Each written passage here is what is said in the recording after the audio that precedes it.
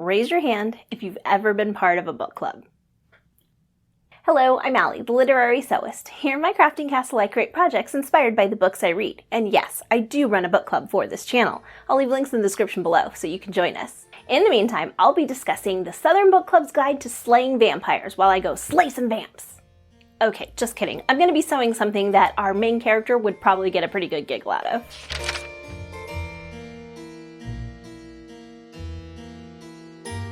This book started out as a judging a book by the cover type of thing for me. I mean, it's touted as fried green tomatoes and steel magnolias meet Dracula in the southern flavored supernatural thriller set in the 90s, with peaches and a vampire mark, so yeah, I was totally sucked into that. The story opens with setting the stage around the main character, Patricia Campbell.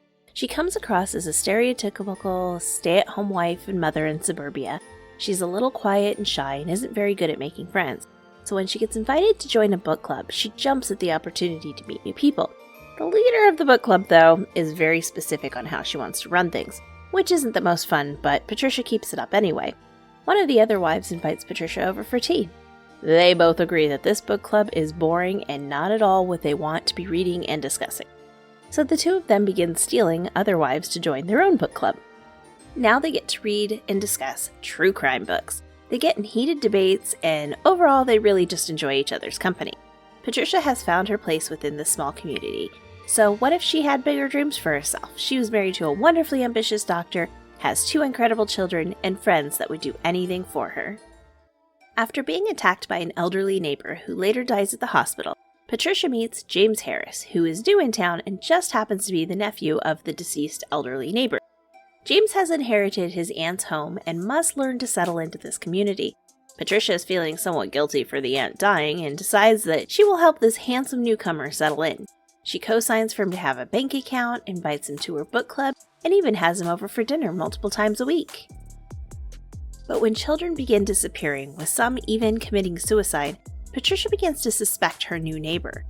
Bring in the book club to help investigate. Does his background even make sense? Was he really the nephew of their former neighbor? Why do all the husbands seem to be so entranced by him? And most importantly, how do they keep the bad things from happening to any more children? I will leave you here guessing what twists and turns the story is going to take you on. This heartwarming horror story is filled with friendships, betrayals, family, and a bucket of blood. Enjoy!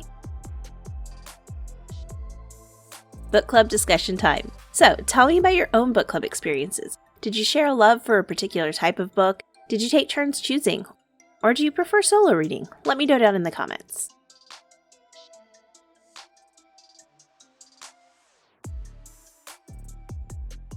When I first saw the book sleeve pattern from Sewn Ideas, I had to have it. It's just sort of sat on my shelf with my TBR without any real purpose, so I just kept putting it off.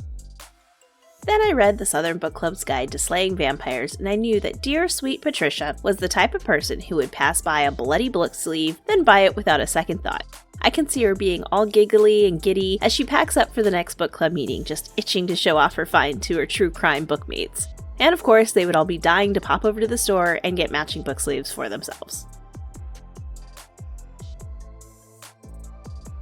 I had a lot of fun reading this book. I felt that it took quite some time to build the setting and scenario for the story, but the characters were so endearing that it was really well paced. I personally could have done with a touch more horror-style tension, but Grady Hendrix did an overall good job of balancing the fun nature of the story with the real-life scary scenario for having a vampire for a neighbor.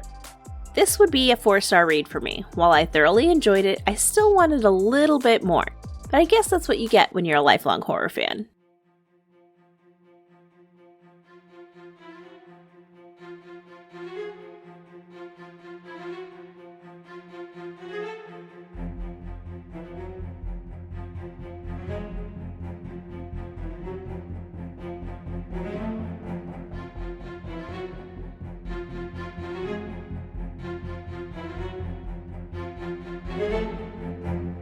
But for reals, how awesome did this book sleeve come out? I was in love when I found this little knife zipper pull. It really just kind of tied everything together for me, and I can't wait to show my book clubbers. If you're thinking about joining the Literary Sewist Book Club, give this video a thumbs up.